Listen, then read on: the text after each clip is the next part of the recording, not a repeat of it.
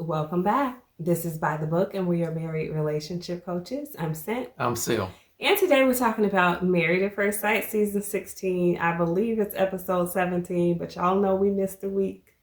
Again, I am trying. This pregnant lady is struggling on through. I think we figured out a system where we can be more consistent. So y'all pray for us. Yeah. Anyway, we're going to jump on and talk about Kirsten and Shaq and where they are. And let me know if you guys feel the same way. I'm a little confused because I feel like we're not seeing everything with Kirsten and Shaq, but we're hearing in side conversations and confessionals and after parties, like, we're not doing well. We're not on the same page. We're this and we're that. But we're not really seeing that exactly when they're having their interactions with one another. So I'm wondering, like, what is happening behind the scenes? Like, was the sex bad? What is going? Y'all know Kirsten said she needed her 8 inches. I mean, Shaq looked short to me. I'm not really sure about that.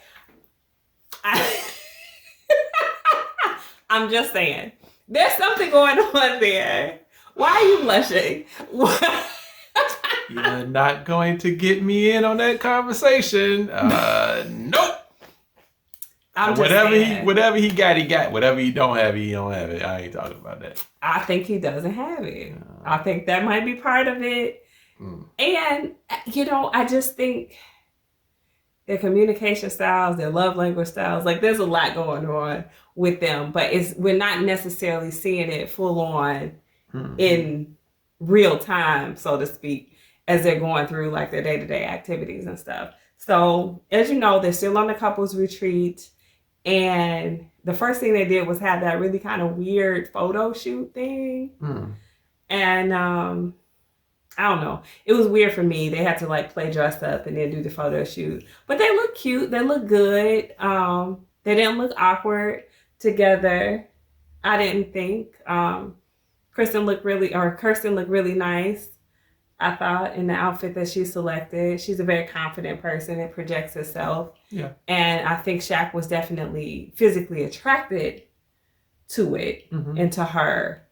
But I can just tell, you guys let me know what you read off of Shaq. Like, it's one of those situations where it's like, no matter how good you look, somebody somewhere is tired of your mess. And that's how he looks at her to me. Like, I don't know if he's still caught up in that early on rejection or if he's just seeing that they don't match well at this point. But there's something that's eating at him that I just think he's not talking about that much. Yeah, I have to agree with you. There's something going on, and I don't think he's fully healed from the rejection that he felt early. He is a sensitive man, if that's the case. Well, yeah, I think he is, and I don't think he lets things go. Yeah, very easily, and I think he kind of like he internalizes it and he holds on to it, and so I think that is the wall that he really needs to tear down. I was about to say get over, but no, he needs to tear it down. If the marriage, relationship, whatever it is going to be,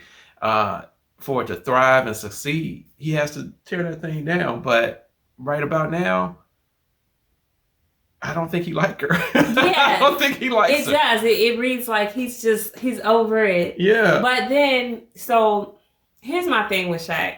It's always something. Every week is something I don't like about Shaq. I'm not a big Shaq fan, but whatever. He has his needs that he fully understands, but I don't feel like he embraces what her needs are. No. So for instance, he wants her to be supportive of him in his career and his schooling, etc. He wants her to come with him on the trips. He wants her to kind of like know that intuitively and act on it, without much urging or request from him. So I forgot who he was talking to, but he was kind of explaining, like, Kirsten, almost to me, I took it as if he said, like, she overreacted to the situation where she's like, okay, fine, you want me there, tell me all your dates that you got to be someplace, and I'm gonna put it on my calendar and I'll be there. Yeah. And that wasn't the tone that he wanted to be struck. he wanted her to want to be there. Yeah. You know, and I get that. You know, like you want a partner who is naturally supportive of you and kind of just like falls into place.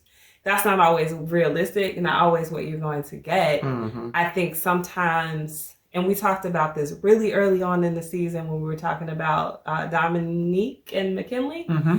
with her wanting him to want to have fun on the trip, you know, wanting him to want to do these experiences. Yeah. And you and I were talking about that, and you were saying, well, he's doing it, you know, like she can't make him like it, you know, and I was sympathetic to her plight. Yeah. But here now we're flipping the script where Shaq is like, I don't just want you to come on my trips with me. I want you to like it. I want you to want to do it and like it. And so I feel like, I guess she deserves the same grace that you were giving to McKinley. Yeah. Like, look, she's doing it. Yeah.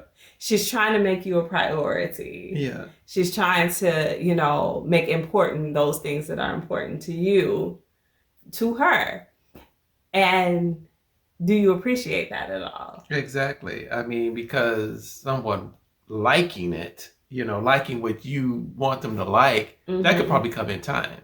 But right off the bat, if they don't, but they're willing to make the sacrifice for you, then take the win, Shaq. Take it. Yeah, but I mean, I guess maybe it's an attitude. Like he's not feeling it. I don't know. The attitude from her. That's just it. I mean,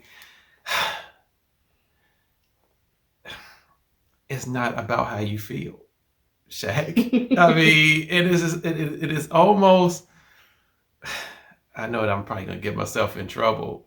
I mean, because it's almost like he's more womanly. You know? Oh yeah, I mean he does have feminine characteristics. Yeah, I would say. Mm-hmm. And so you can't be led by your feelings, and you can't dictate to somebody else what their feelings should be. Yes, yeah. you just no. You manage your feelings, and then lead through, because he's supposed to be the leader. She's asking him to lead in all things. Yeah. So don't lead with your emotions.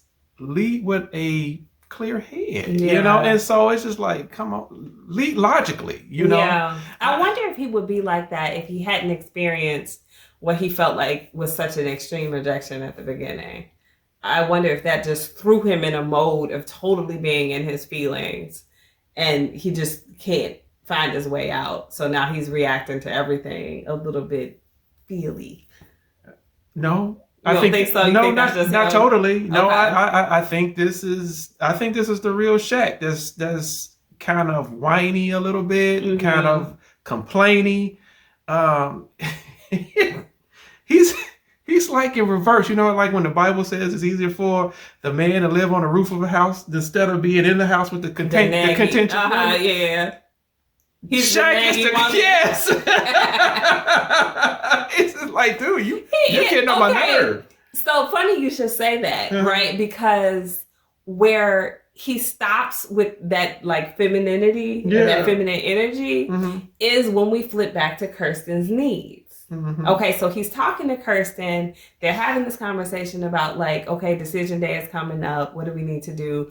Kirstin is saying like, I want to have deeper conversations. She's already said to the girls like, I'm in the middle. I don't know if I'm going to say yes or no. She wants to feel a deeper connection with him.